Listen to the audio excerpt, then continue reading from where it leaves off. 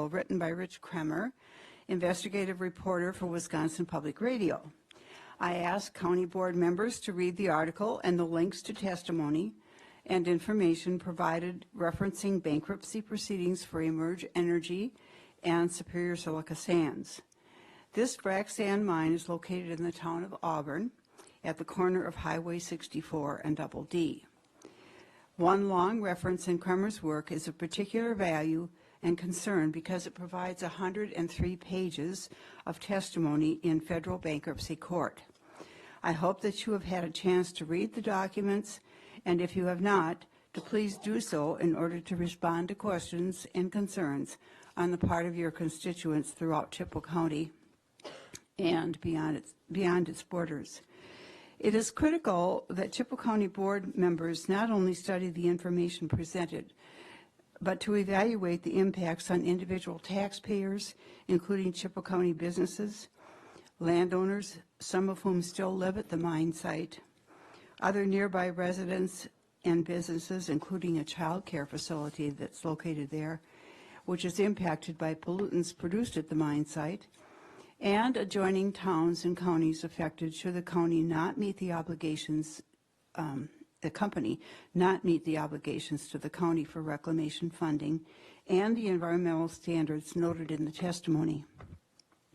I ask you to support the work accomplished to date and to also work with local officials, the Land Conservation Department, and state officials to assure that Chippewa County residents that they will not be responsible for paying for the blatant issues arising from the bankruptcy filing, either out of their pockets or with poor health and safety conditions due to environmental causation.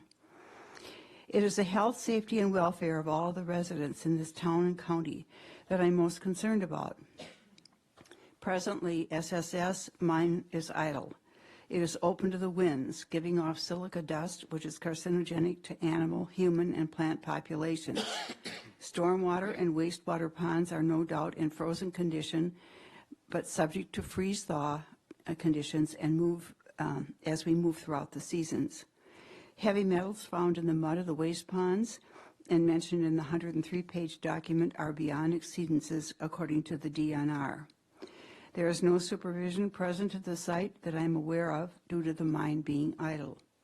As I have said before, pollution knows no boundaries in the frac sand mining business.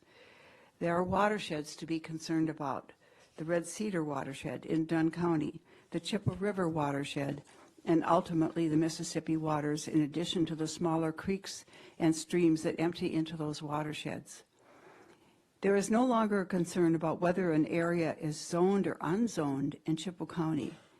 The county is responsible for reclamation in NR 135, the Administrative Code, in zoned and unzoned areas, and it is responsible for environmental issues related to frac sand mines throughout the entire county.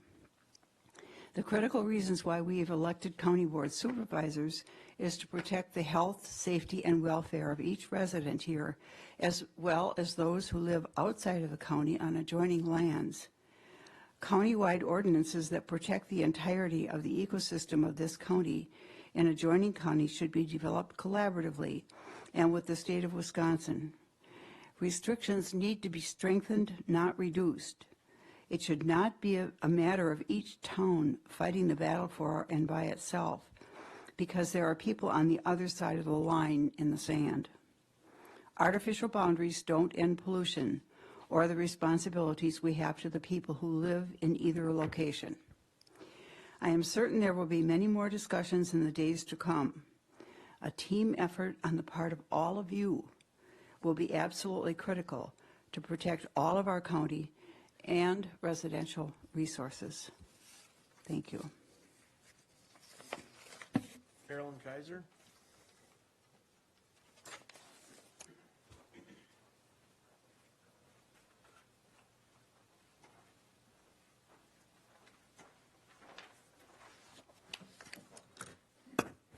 Good evening.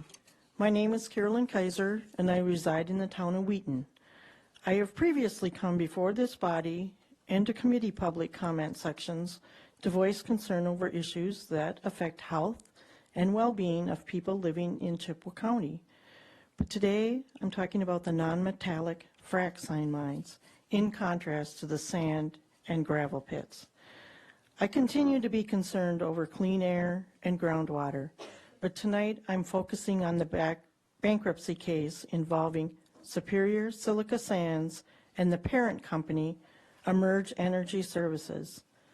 I don't know where you're at in building your facts of the case, but I do know that in Wisconsin there's a reclamation law, and I ask that you review Wisconsin's Chapter 295, of Wisconsin Administrative Code 135, and then ask yourself, what due diligence have we done for the fairness of all in Chippewa County? How will you step up as individuals? Did you read the article written by Rich Kramer from WPR in the Sunday, December 8th, 2019 Leader Telegram? Have you had the opportunity to read the testimony from the federal court hearing? In the transcript of the federal court hearing, you'll see that the county, Chippewa County, has permitted 16 industrial sand mines. 3 had their permits terminated, and 6 are defined as inactive. Is everyone on the same page as to the definition of what terminated, inactive mean? Do you have concerns about who is monitoring or supervising these sites? This case may be the second bankruptcy case, but it certainly isn't going to be our last. Here we are with a reclamation requirement, and where are they? What events? The events that play out over the next few months or years will have a long-term implications for the entire county and its residents. As the elected leaders that speak for the people of this county, it's vital that the entire county board work together with appropriate officials to protect the taxpayers throughout the entire county, not just the township that the facility is located. Thank you for your time. I would look for a motion to approve the consent agenda. So moved. Second. Motion by Supervisor Shipman, second by Supervisor Felix. Randy wants to make a few comments before we vote. Thank you. I'd actually like to have Rose come up and say a few words as soon as I get done, but as you know, we've been moving forward with moving her department into a different Justice Service Direct position, and this would nominate her for that. If you read her bio, it's very impressive.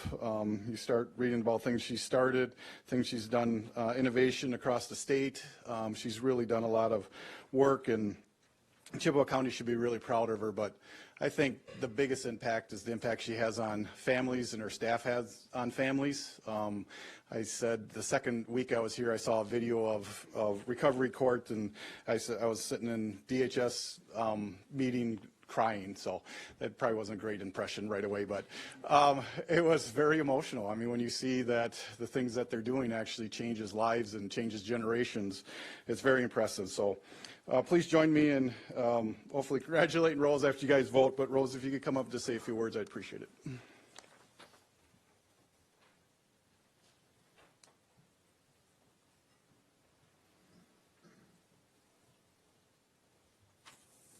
Thanks, Randy.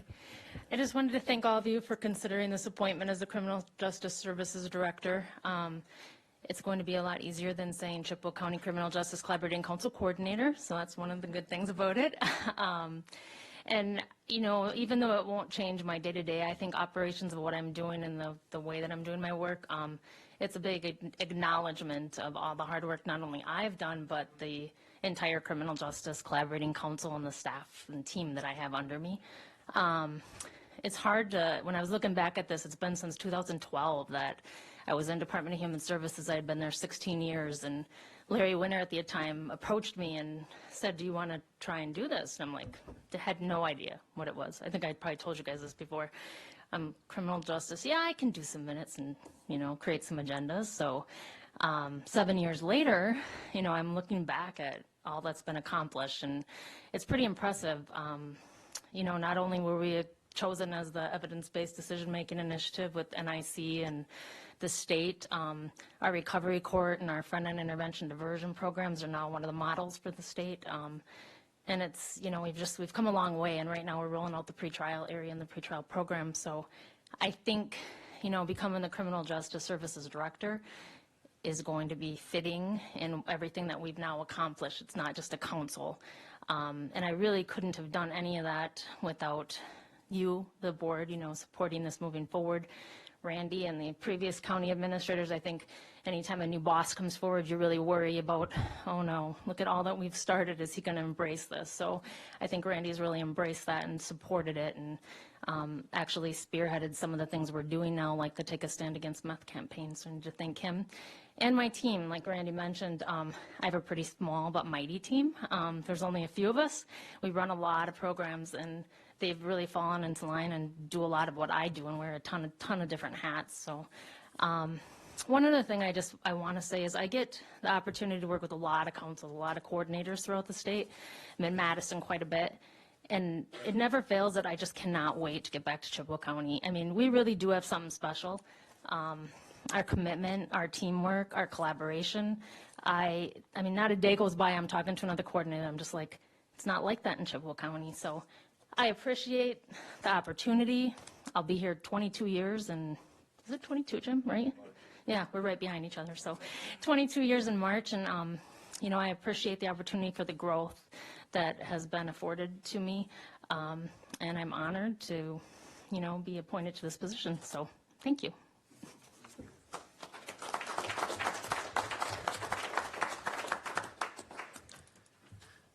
All those in favor signify by saying aye. Aye. Sir, oh, sorry. Supervisor Thornton. In reference to the Foss Brothers rezone, I read through that, I did not see a recommendation from, there was one filed with the Suzanne rezone, but I did not see a recommendation in the Foss Brothers LLC rezone. Yeah, we did. Right, right, That's correct. yeah, Our agency's okay. yeah, yep, yep. All right, all those in favor signify by saying aye. Aye. Opposed? All right, thank you. County Administrator report. Thank you. That would have been awkward if you didn't appoint her, so I'm really glad that worked out. So thank you. I'd like to go through some employee engagement. Obviously, we've been touting this for a while. It's going to be very quick and high level. I've probably been trained, I don't know, between 5 and 7 hours on this, so it's going to be obviously a very high level, but there's a lot to it, so let's get started here. So the first part is, why are we doing this? We talked about this before, is that we really want to know what our employees, what they're thinking, areas that we can improve. We want to change and improve. If we're not willing to do that, we should not move forward, and we are committed to make the changes necessary as we move through this process. We want to see the proof of improvement, and that's why we'll continue to survey as we move forward and we come up with plans to implement and improve our engagement, and then we'll survey to make sure we're moving in a positive direction. I did see, I was at WCA, and they were, another county was doing some of this, and they said they had good improvement for the first 3 years, and the fourth year didn't go so well. And presenter talked about being, disheartened and all the work they put in, but then she talked about, just being recommitted and make sure you're really listening, kind of going back to some of the basics, and then the next year it actually improved again. So I think it's, we're not trying to do this as a program, we're not trying to do this as a very short term, but a continuous improvement. So we want Chippewa County to be the list of the top places to work in the Chippewa Valley. And to me, that's the ultimate goal. We want people to come here and enjoy work and feel like they have a purpose and they know why we're doing what we're doing. So that's a huge one. And then Gallup claims that clients double their number of engagement as they move through this process. So we'll see how that kind of plays out. But again, it's for the long term. So this is the background on the timeline. The county hired Carlson Dittman, and then we had a representative from there come in and do training We first did that with department heads. We had a 76% participation rate, which, if you know anything about surveys, was a very high number, so I was very glad to see that. We hope to obviously improve that. And then below that has the timeline. Really, the only thing that changed on what we were originally thinking is the last date, that February 15th. We're trying to have that completed by the end of the year. But once we started getting into the departments, there was it took longer to get through the process because there was a lot of participation and a lot of people were working on that, which is a great thing. So we had to kind of rethink as you're going through these things, because we don't want anything to be rushed either. We want to make sure we're doing a good job and that our employees feel like this isn't just something we're throwing out there, but we do want to listen and we want to go through that process. So we did extend that, which I think was a good idea to get everybody's involvement. And then this is just kind of showing an overview. If you look at the current state of engagement in the United States, engaged is 33, non-engaged is 51, and actively disengaged is 16. If you look at our numbers, we have a little better engagement of 35, and then 49 and 16. This is over many, many surveys. I can't remember the number of total people surveyed, but it's private, it's public, it's organizations that have been in this like us for the first time or been doing it for 10 years. So it does vary throughout that. And then what, really what is the definition of engagement, not being engaged? And so we talked to employees about that. So employees working with passion, that means they're being engaged. They're committed to advancing their organization.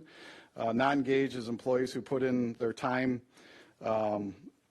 and no passion, nothing extra. And then actively disengaged employees aren't just unhappy, they share that unhappiness.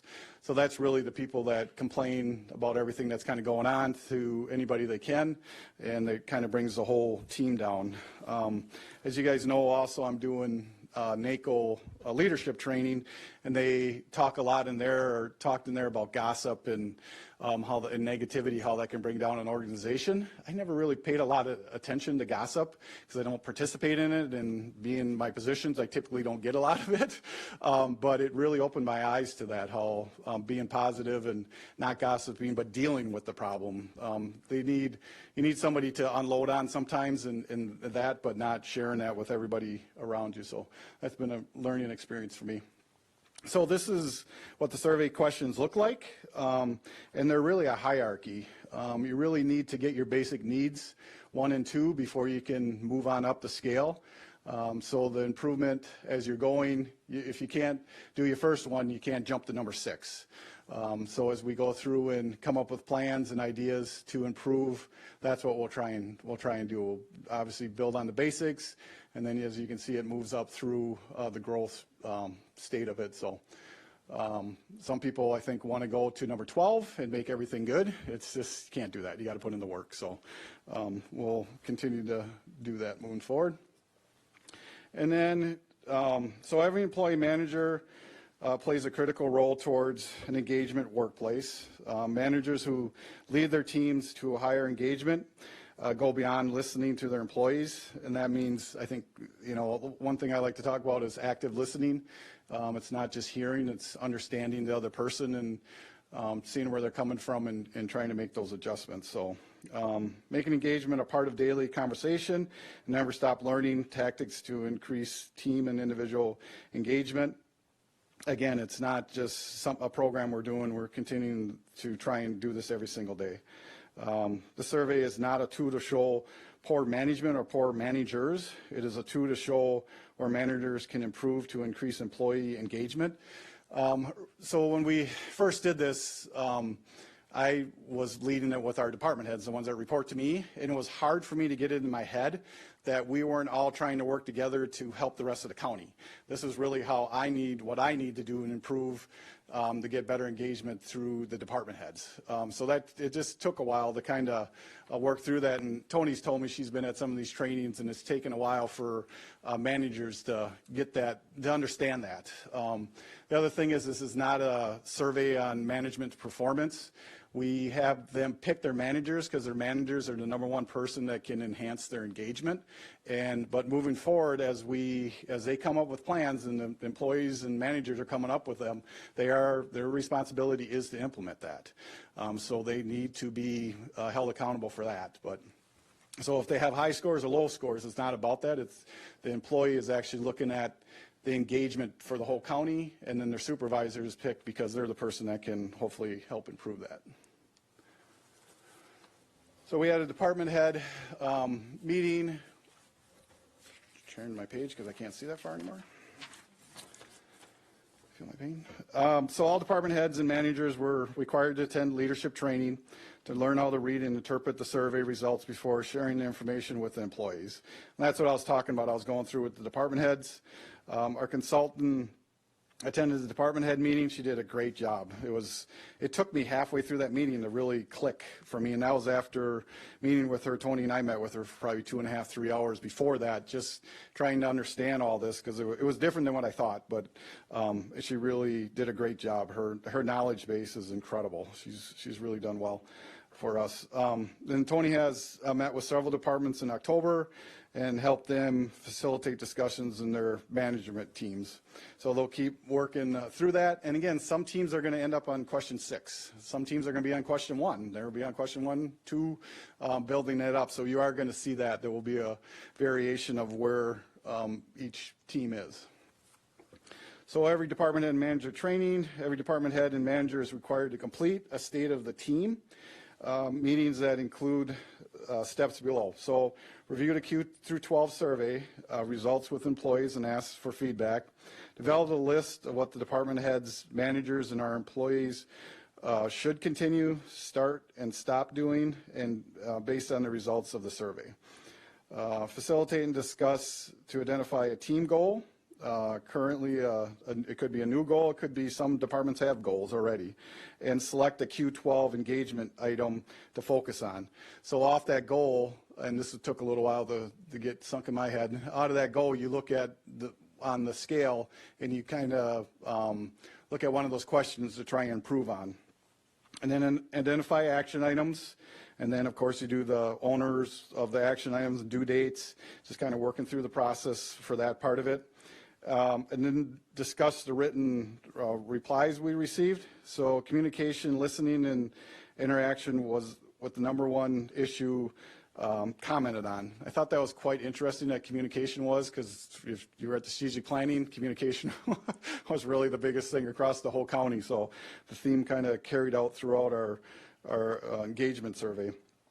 So each department head and manager will need to develop action items that he or she and the team can do to improve this countywide area. So they're working on 2 things. They're working on their specific thing for their department, and because communication was overall the biggest theme that we needed to work on, they'll work on that as a county unit.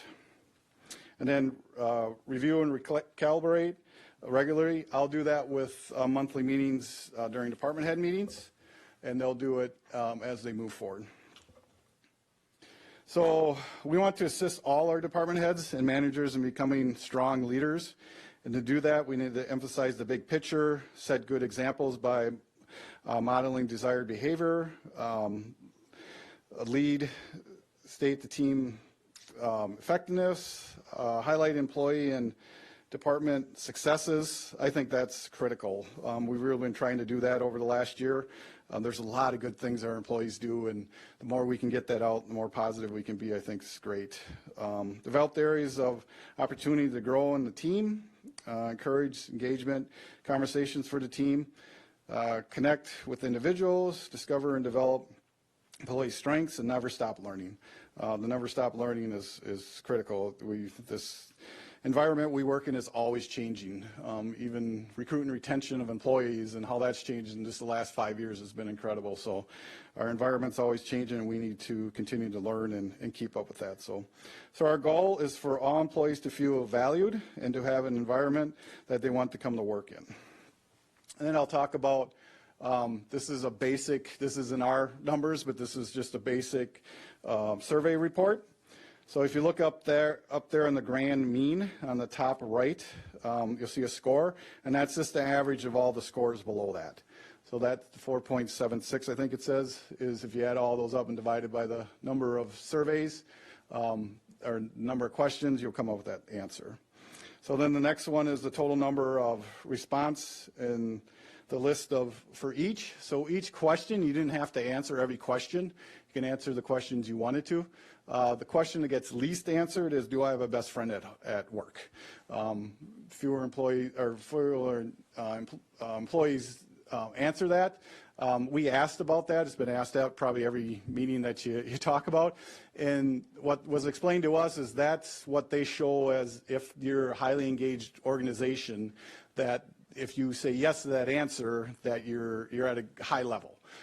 So it seems like probably an odd question sometimes, but they've done millions of surveys, and that's what they came up with for one of the questions.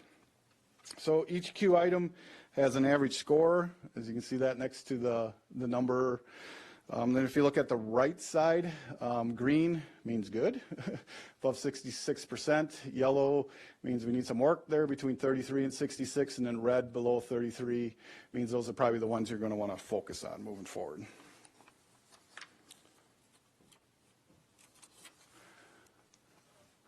And then this is our actual overall score. Again, we have the national average is the 33, 51, and 16. We're at the 35, I can't see it, I'm sorry, but 35 for the first one. You see our overall score is 3.72. And then as you can see each question, how it's been rated. You can't see it from there, but you can see probably the best friends probably has the lowest number of people answering that. I think it's like 264, and we're around 314, I think, for total respondents. So that's what our overall score looks like.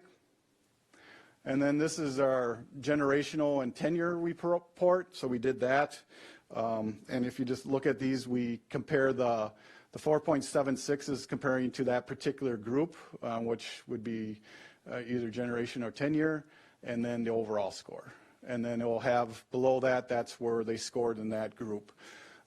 So we obviously kind of brought up the question of what does our county look like? Where are we with our generation and tenure? So you can see where we are. And then I found it fascinating to go back and look at, especially the generational one.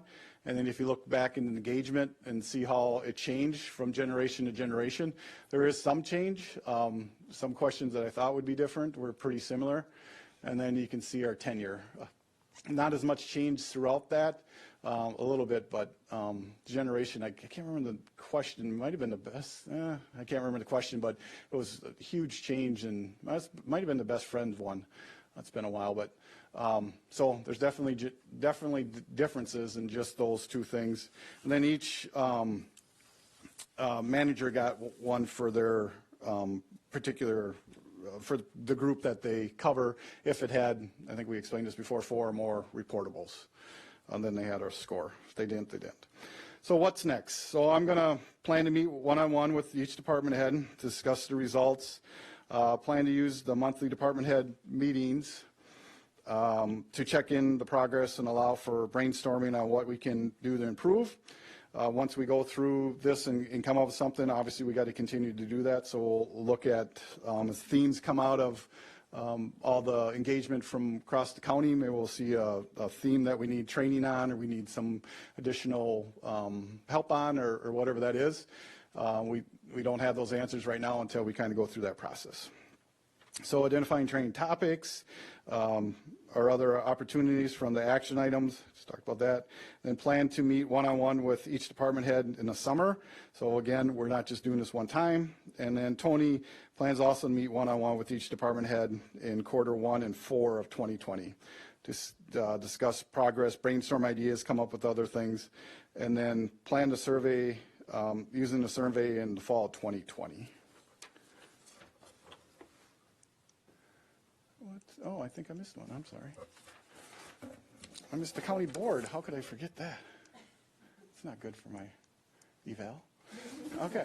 So what is the role for county board members? So the county board establishes the priorities and defines the direction of where we're going as a county. Again, we just been going through that process. It's called a strategic plan, and we're moving through that. So the county board supervisors set an example by being engaged with the strategic plan process. This is an important initiative as it helps everyone understand what we are supposed to be working on. Again, all this stuff works hand in hand as we move through this as an organization. When a decision has been made by the county board or committee meetings, it's important to support the decision to move forward. This shows employees that you have a united front in leading by example. If you don't understand something, please ask questions. Department heads want to be successful, and they are eager to provide additional information so you can make informed decisions. Continue to support the county administrator and the department as they carry out your directives, and continue to support the county administrator and department heads as they participate in leadership training and work on action plans developing and improve engagement with employees. Again, we've been doing a lot of leadership training. We're just finishing up probably the end of next month. I think we'll be done with this stage, and then we're looking at what to do next. Continuous improvement you're going to start hearing about probably in a year or so, but that's really what we want to get to. We don't want to be stagnant in anything we do. So any questions? Talked as fast as I could. Go ahead, Annette. Thank you, and I want to thank you and Tony for moving forward with employee engagement. This is something I think we've been waiting for a long time, and we appreciate that you get it and that you're moving forward with this. One of the questions I do have, though, is how do we compare to other counties as far as the employee engagement? I saw what the national statistics were, but I'm just curious as far as, you know, counties and specifically Wisconsin counties. Yeah, we got that question when we went to the managers, and there's no numbers for it. We only have the Q12, and that's nationwide. Again, it's private public. It's every size company. We just don't have that answer. Sorry. Okay, thank you. Yeah.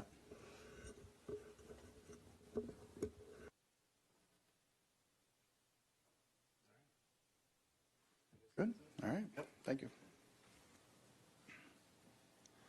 Update on highways, sustainable funding.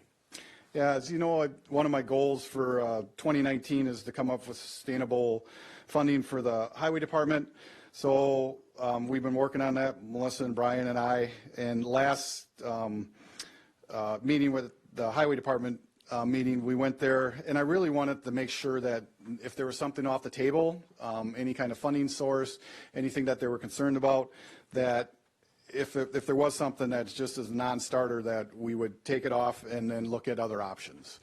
So we had a great discussion at the highway department, and what they decided is there's a 0.5% sales tax that can be through the legislature if it gets enacted through law, that you can add to the county that you could use towards roads. It's something personally I've been working on for about 10 years. It's what I think is probably the best solution for a few reasons. One, it allows municipalities to share the money, so the money can come into the county, but cities and villages and townships can also receive those funds. As you know, with the wheel tax, if a county does it, we can't share with anybody else. It also has outside everybody that's using the road paying for the road. So it has people outside your community that are coming and use your road. They're also paying for it, obviously, if they're spending any money in here. There was a bill put out in 2015 that I've seen. I've seen another bill that I think was put out in 2016 or 17, and it really varies on what they're looking at doing. One of them had, you could do the 0.5% sales tax if 3/4 of the county board voted for it, and then you could keep that for 5 years, and then you'd have to take 2 years off, and then it would have to go to a referendum. I saw one that a county could do anywhere from 0.1 up to 0.5 up to 0.5%, and that had different restrictions on it. So I don't know if obviously it could even happen, but the committee wanted me to bring back a resolution basically explaining that and making sure the county board's on board with me even moving into that. I have talked to a few legislatures and a few people in other counties about it, and I think we can build a coalition to try and get that done. but obviously I need the backing of the county board if you want to do that. So I just want to keep this in front of you, just so you guys don't think I've forgot about it or that it's getting lost in the shuffle somewhere. We'll bring it back. Any questions on that? Yeah. My question is, if this goes in front of the legislature in Wisconsin, will it be for the whole state, or is it every county does this individually? Yeah, it would be just like the current one is. So right now there's a 0.5%, but each county has to determine if they want to do it. If it goes through the legislature, the counties would have the option to do it, but it would be up to each county to decide if they want to do it. Thank you. Yeah. Question. Yep. Right here. Yep. One of the big downsides of that, especially when it's county by county, is then our businesses suffer with an additional 0.5%. And believe it or not, you see it even with our state, with Minnesota, when you go over, people drive from here over to cities to buy clothing because there's no tax on it. Sure. And so I think that's part of the formula we're going to have to figure out, especially with our close competitor, Eau Claire. What is that 0.5% if we would go there? What effect is that going to have on Chippewa County and our vendors and our businesses in this area? So I think that is part of this formula that we're going to have a good snapshot of before we really. Yeah, I think each to vote county on will it. have to make that decision. And counties have gone through this because the same thing happened. I don't know when that was passed, but counties were able to add a 0.5% sales tax, and counties did it over the years. I think, what are we at, 68? Melissa, do you remember the number? 64 left, yeah. So we're at 68. Counties have enacted the 0.5% sales tax. So each county will have to make that decision as you move forward. But yeah, counties have kind of gone through it once already. And the other issue, especially with our legislators, is we have to take a look at what's going on with our roads. And if we just look in Chippewa County, bridge out in Lafayette, I think we had heavy ag equipment just went over it prior to that collapsing. In Tilden, we had heavy ag equipment go over that bridge just before that thing started collapsing. We've got 100-ton cranes moving up and down our county highways. These one trip from one of those will do more damage than all the car traffic probably in the entire year. So our legislators got to start looking at cost, and not just the numbers or the miles that somebody's driving, but what are we putting on these roads? It's a factor. We're damaging our roads with one trip with some of this heavy equipment. And I'm not even talking spring. Just this time of year, you put a 100-ton crane on one of our county highways. Wow. Yeah, and obviously you guys know my background, so I could talk about easels and everything else and the science behind it. But to me, really, the limiting factor are the bridges. The bridges, I don't care how many tires you have underneath your vehicle. When you hit that bridge, it's called momentum. I used to be a bridge inspector, and that causes damage. And if you're 50,000 pounds or 100,000 pounds, there's a big difference. So you're absolutely right. The bridges really were never designed for even the current size that we're running over them. And that's why you see a lot of them posted. And we have a lot of bridges. Yeah. Thank you. All right. Update on 2020 census. We had a meeting with the U.S. Census Bureau. The chair was there, and I thought the meeting really was going to be kind of just about the timeline and just what you can expect. But really, they were asking us to do this complete count committee. Essentially what it is would be areas in the county that had low turnout in the last census. They would try to deploy more people into that area and brainstorm ideas on how to get more people to get out and be counted. Chippewa County, we looked at the data, did a very good job last census. I had two areas that were a little low, and they really touched the city. So I talked to the city, and we really didn't feel like as a staff that we really wanted to put all this effort. It feels like it should be a federal thing. I mean, it's their responsibility. It felt like, honestly, at the meeting they were trying to put all that on us. I really feel like our responsibility is to communicate to our our citizens that what that looks like, because there's a lot of people that come out with scams during this time, and really educate that is this is what they're going to look for. Don't give them your social security number. Don't give them this and that.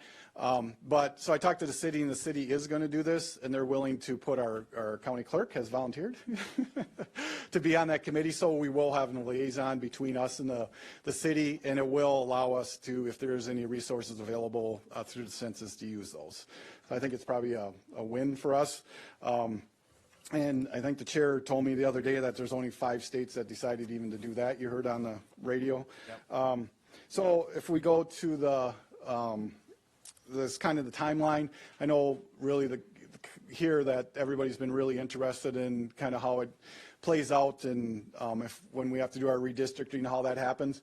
It really goes by this timeline. So once we receive back the information, that really starts the clock ticking on. We'll put a committee together. We'll come up with whatever recommendations the committee has for districts, how many supervisors, and then you kind of do the hard work through that. So I don't think we really need to do anything before that. That's the way it's typically done. I believe it's called a redistricting committee. I was on one last time, or it wasn't on it, but I was a help to the committee. So that's really the way the way it moves forward through the process. But I've been asked several times on kind of the time frame, and this really is it. So it'll be 2022 before we could make any change, because the last one was in 2012. Questions? All right. Business items. Resolution 46-19. Resolution 46-19, resolution to accept donations for the Take a Stand Against Meth campaign. Now therefore be it resolved that the county board does hereby accept the $12,500 donation from the William and Gertrude Casper Foundation, the $12,500 donation from Rutledge Charities, and the $5,000 donation from Northwestern Bank, all to be used for the Take a Stand Against Meth campaign.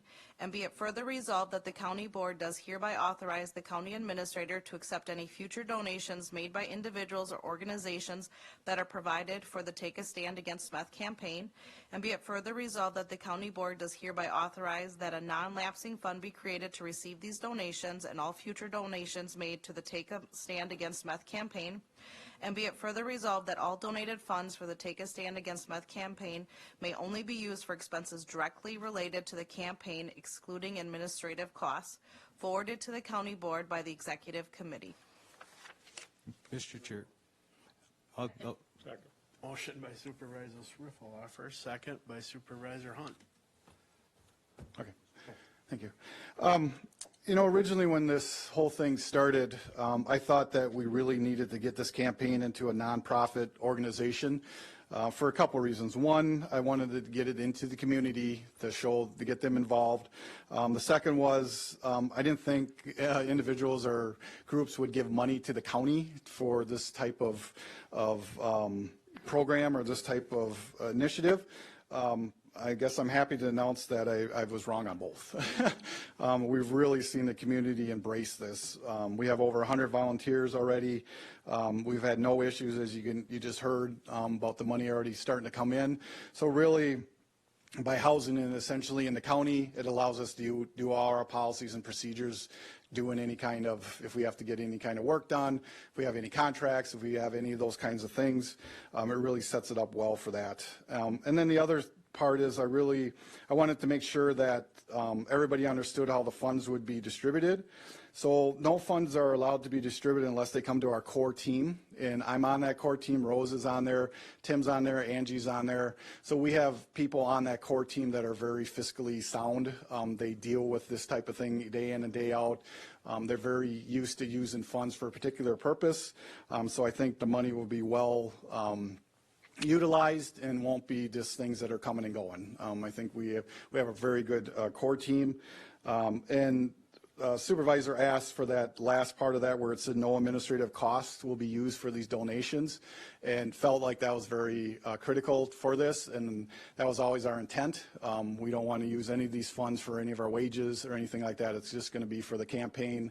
The example we currently have are the flags and the brochures that are going around, but there's other things in the hopper moving forward. So I just think I'm so impressed with this community, how they're willing to step up and do this thing. And like I said, I'm happy that I was wrong, and I think this will work really well. Any questions? All right, let's vote. Release? 10 yes, 0 no. Resolution 47-19. Resolution 47-19, resolution to create a full-time clinician position in the Department of Human Services to provide services for the Recovery and Wellness Consortium.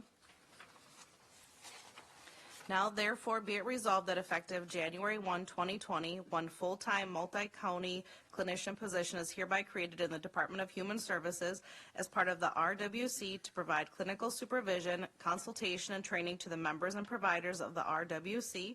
And be it further resolved that this position shall be funded by using the Medicaid revenue generated by the CCS program.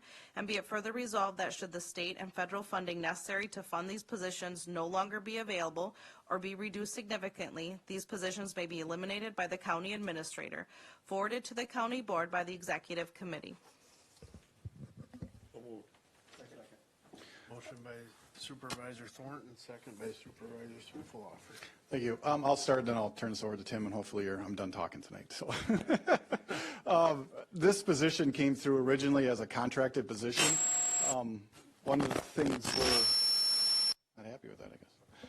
One of the things we're looking at is, as positions come through and contracted, are they a contracted position or are they a county employee position? So we're really looking at over closely, and this, at the end of the day, determined that it had to be a county position.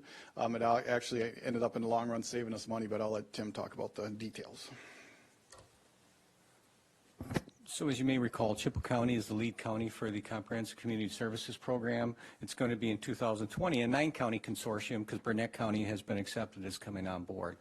So as part of that, this position is going to be twofold in nature. It's going to be for continuous quality improvement, and it's also going to assist in limiting our exposure should we have a Medicaid audit.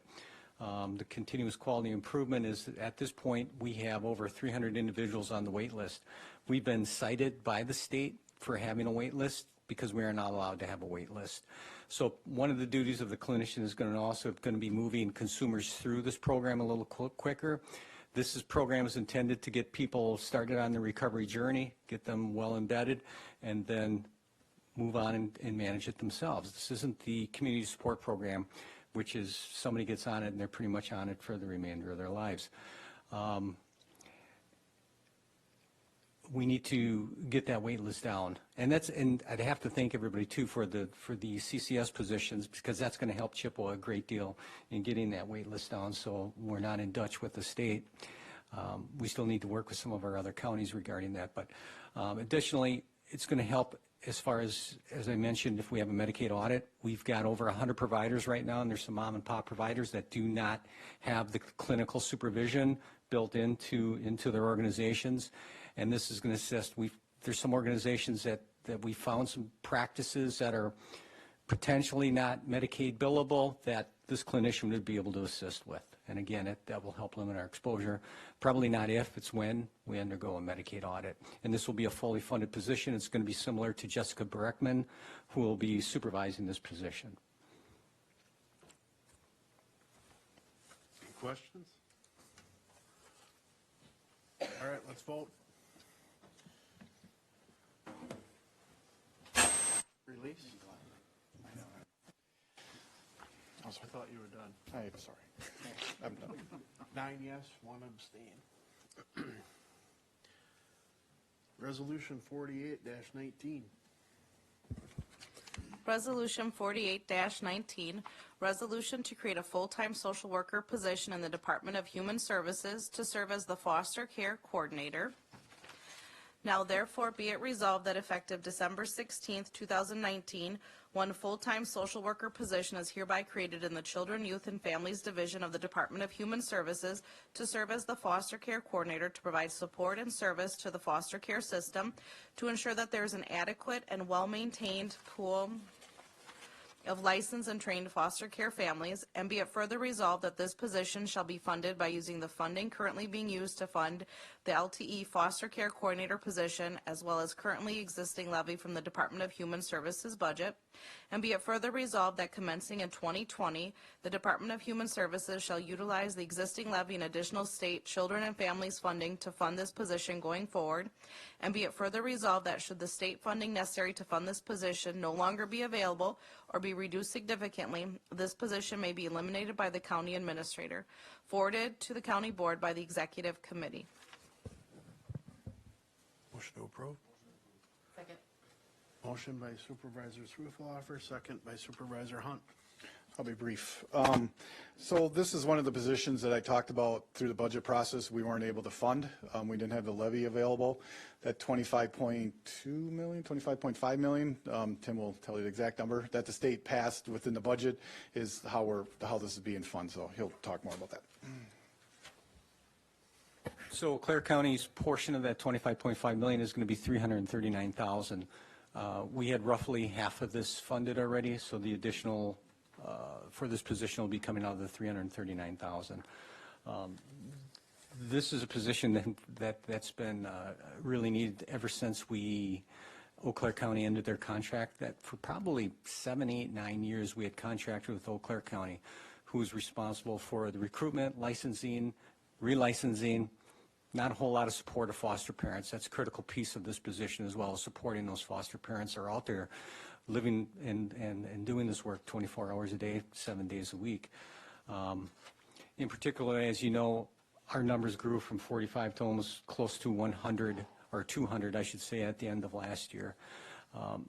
We had underwent an egregious incident that occurred earlier this year by the state, and this was one of the recommendations as the result of that investigation, that kind of inquiry. So the state's also recommending it, and there are no other counties probably in this area that do not have a full-time foster care coordinator.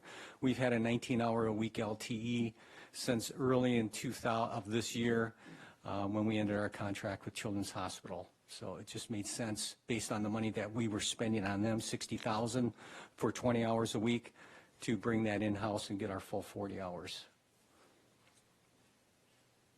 Any questions? Let's vote.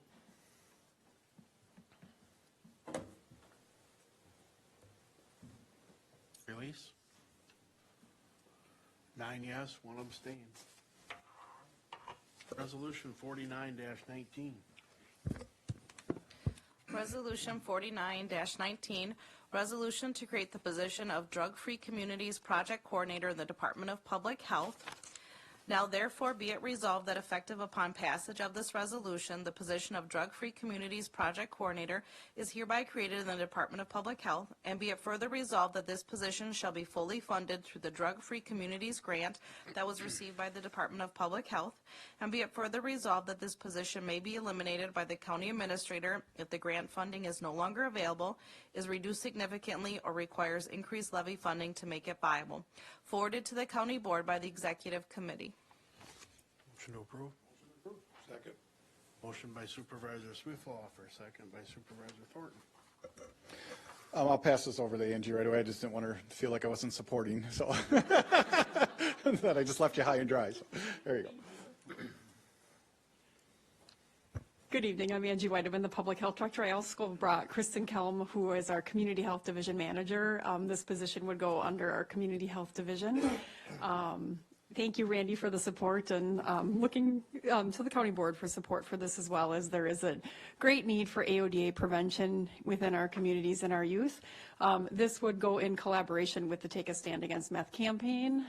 Randy, Kristen, myself, and Rose Beyer all met to talk about how we would work together with this grant, really focused on youth prevention, and the Take a Stand Against Meth looking at overall substance use. So the grant is a 5-year grant, $125,000 per year for 5 years, and you can apply twice in a lifetime. So we would intend to apply for all 10 years of funding for $1.25 million of work towards AODA prevention in youth. Questions? Supervisor Hartman. Could you explain to the rest of the board what this person would be doing, day-to-day operations, I think would help? Absolutely, and I'm going to have Kristen talk more about that because she's been listening to all the webinars that we've had so far. So this position would be coordinating throughout the county AODA prevention in schools, in hosting listening sessions with the community to really see what the need of the community is around AODA issues, along with the coordination, as Rose can talk. Coordinating an event takes a lot of time. This person will be, educating individuals on AODA prevention. We already have Preventure that we're teaching in the schools, and we will look to add more evidence-based AODA prevention within our schools. So they will be doing a lot of coordination, education, and just assessing our overall need here in Chippewa County. Supervisor Hunt. Thank you, Mr. Chair. Just for clarification, can you let us know what AODA stands for again? Alcohol and other drug issue, or right? Other abuse. Sorry. Thank you. Yep. And I will say that as meth is a big problem here in Chippewa County, the focus of this grant right now, we had to do an action plan when we wrote the grant, and it's focusing on alcohol and vaping, which are two big issues in our school districts right now. So them are the our year one priorities is around alcohol and vaping. Excellent. Thank you. Any other questions? Let's vote. Release? 10 yes, 0 no. Resolution 50-19. Resolution 50-19, resolution to authorize the sale of tax deed lands acquired by foreclosure of tax certificates in REM. Now therefore be it resolved that all of the above mentioned tax deed lands acquired in 2018 by the county pursuant to the above referenced judgment in REM 2019 number 1 for foreclosure of tax be offered for sale pursuant to the provisions of section 75-69 Wisconsin statutes and section 2-353 of the Chippewa County Court of Ordinances, recommended for approval by the Tax Deeded Land Retention and Sale Committee. Motion to approve. Second. Motion by Supervisor Gullickson, second by Supervisor Ewer. Obviously, this is something that's done every year. This year, there's 2 properties on the list. Questions, comments? Let's vote. Release? 10 yes, 0 no. Ordinance 12-19. Ordinance number 12-19, ordinance to amend section 2-353 of the Chippewa County Code of Ordinances to abolish the Tax Deeded Land Retention and Sale Committee and to designate the Planning and Zoning Committee as the committee responsible for retention and sale of tax deeded land. Second reading. Motion to approve. Second. Motion by Supervisor Gullickson, second by Supervisor Shipman. We talked quite a bit about this, obviously, last time. Again, this wouldn't take effect until the reorg. Questions, comments? Let's vote. Release? 10 yes, 0 no. Ordinance 13-19.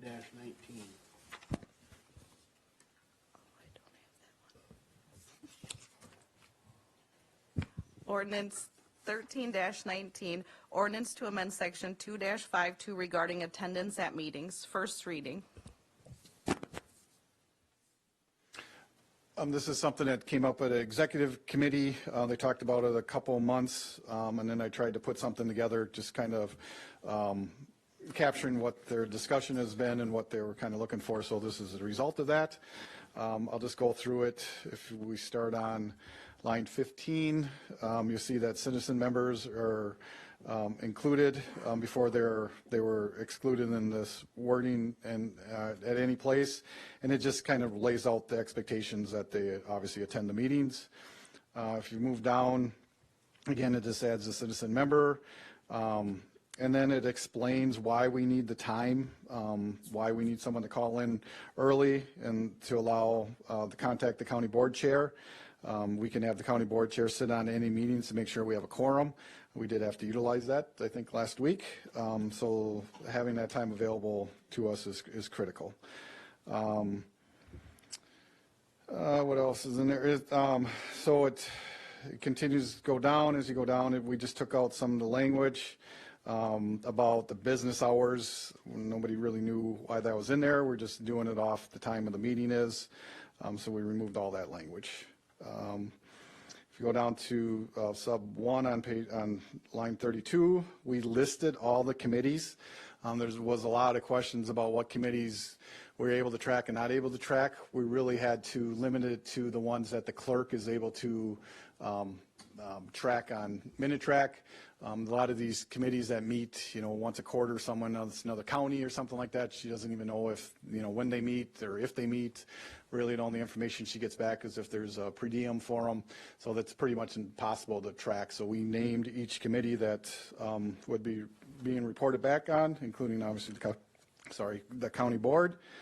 And then you go down to the next the new sub 2.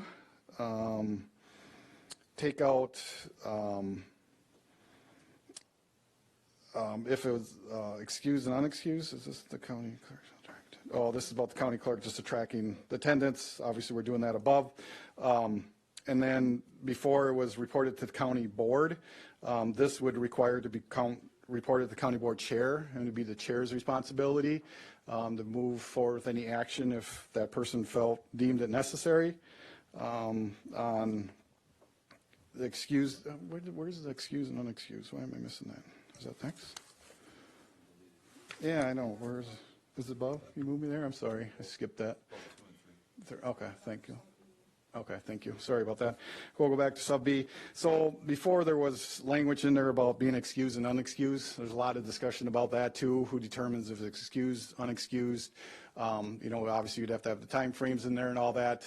And I think the committee, at the end of the day, didn't think it mattered if it was excused or unexcused. It's just the fact that the person's not there, and that's what should be reported. It's really 3 consecutive meetings in that committee or board or what they're reporting to, or 5 in a year. So that's not overall, it's for each individual committee that we wanted to make sure that was clear. Thank you for that. Sorry. And then line 59 is, I will just basically follow the same procedure that the county board chair does. Any questions?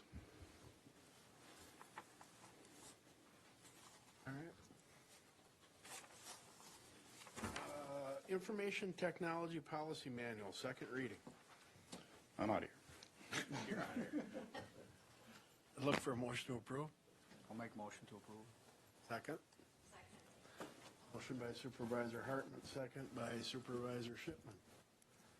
Do you have any questions? Anybody have questions, comments? I know we went over this at the last meeting. I just was here if you guys had any additional questions. I don't believe we had any last time, so. All right, let's vote.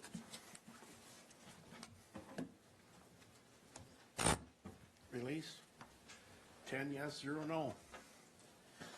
Communication. Just a friendly reminder that if you have any per diem slips from any committee meetings, to turn them in before the end of the year. It gets a little messy if you turn them in January, February, and March. And then I'd like to remind everybody to do the review of Randy online.